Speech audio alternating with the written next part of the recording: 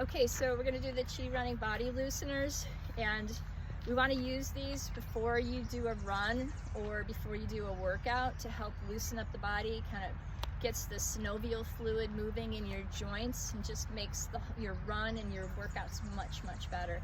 First thing you wanna do is just shake out your legs. And we start from the bottom and work our way up. So we're gonna start with ankle circles. The way that you do this is you're gonna take one foot and step it back so that your knees are aligned. And then you're gonna do clockwise circles, circling on the toe of your foot. Just drive the movement from your knee. So let the knee do the circling and relax the ankle. You go 10 times and then we switch direction and go 10 the other way. Again, the ankle is just super loose and the knee is creating the circles. We're gonna do both sides. So again, line your knees as you step one foot back, and then just circle the knee to let that ankle just spin around 10 times, and then we reverse direction. And the other way. And if you try to do this by the ankle circling it, you don't get as much movement. So we wanted to have the knee do the work. Then you're gonna do knee circles. So you bring your ankles together, your feet together, and your knees together. You can put your hands on your thighs, and we're just gonna do 10 circles, and then 10 the other way. Try to keep the upper body still.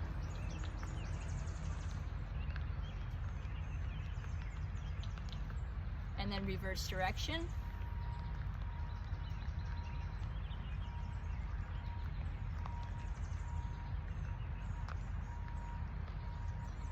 Okay, the next one is the hip circles. So we're gonna also try to keep the upper body still, and the movement happens again from the knees, but what we're doing is loosening up the hips.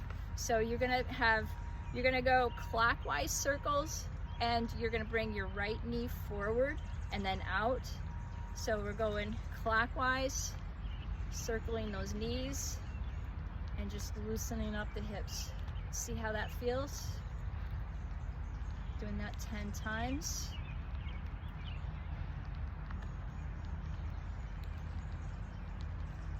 And again, try not to have too much movement at the feet as you do this.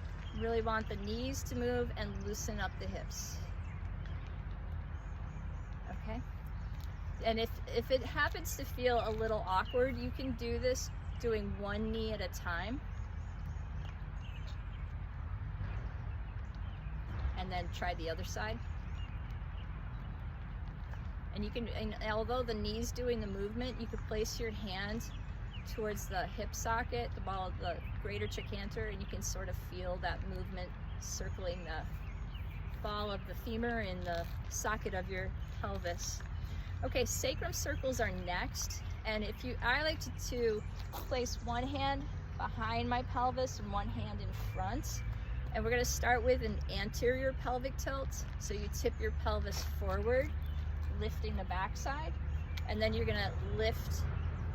Let's lift the left side, and then you're going to lift the front. So posterior pelvic tilt, and then lift your right side. And then you're just gonna smooth out those movements, going 10 times around, and then we'll do 10 times the other way. And as we're doing this, we're trying to keep the movement right at that sacrum. And you can really feel the abdominal muscles working as you do this, even though it's small movements. We can then return the other way, 10 times.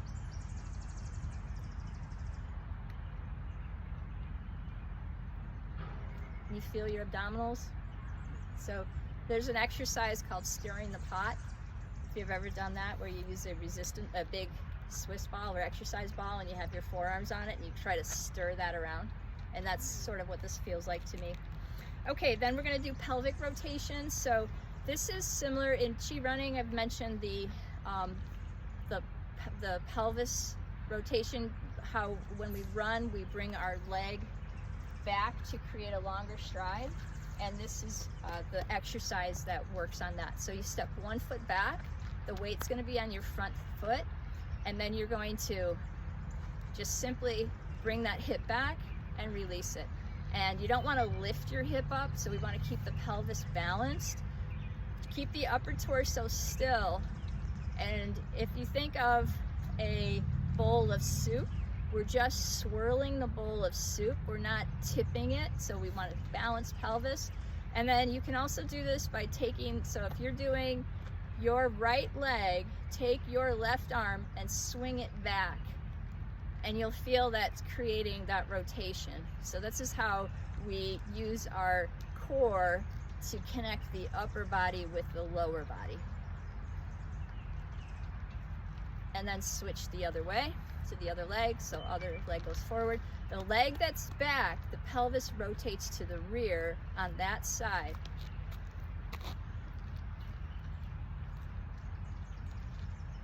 And again, you can use the opposite arm, so if it's the left leg is back, you're rotating your pelvis to the rear on the left side.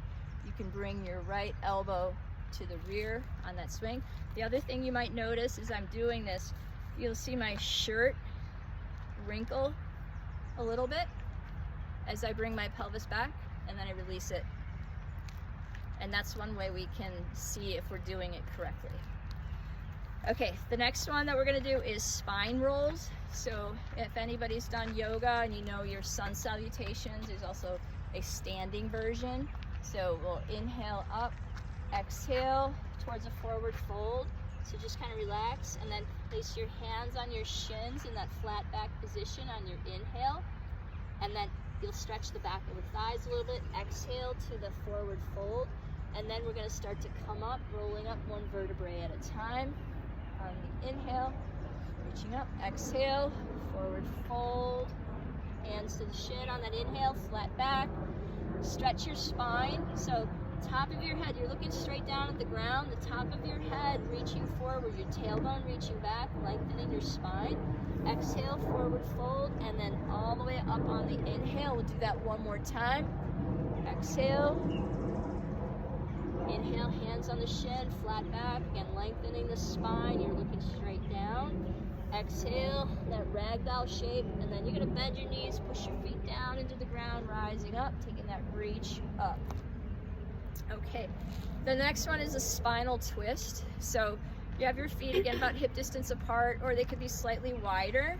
Bring your hands up so the elbows are pointed out. We're gonna keep these points in our pelvis pointed forwards. It's a anterior superior iliac spine. There's just little bumps on the front of the pelvis, so we don't want those to move.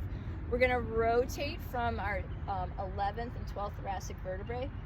Looking down at our heel, you raise the opposite elbow up.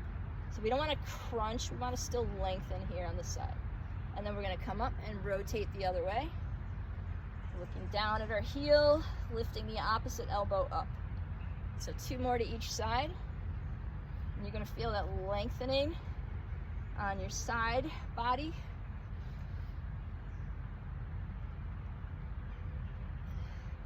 Now, last time on each side.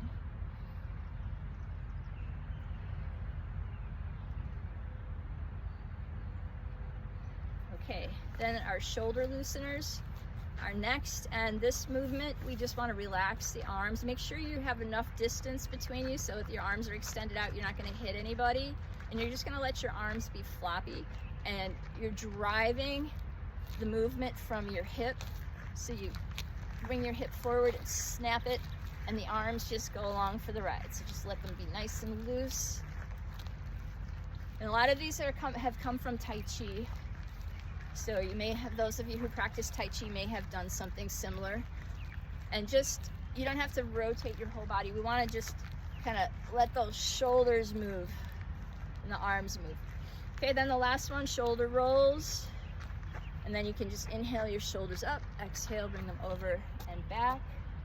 I always like to rotate my shoulders to the rear because we are always doing so much work in the front of our bodies. We're carrying things, driving on our technology.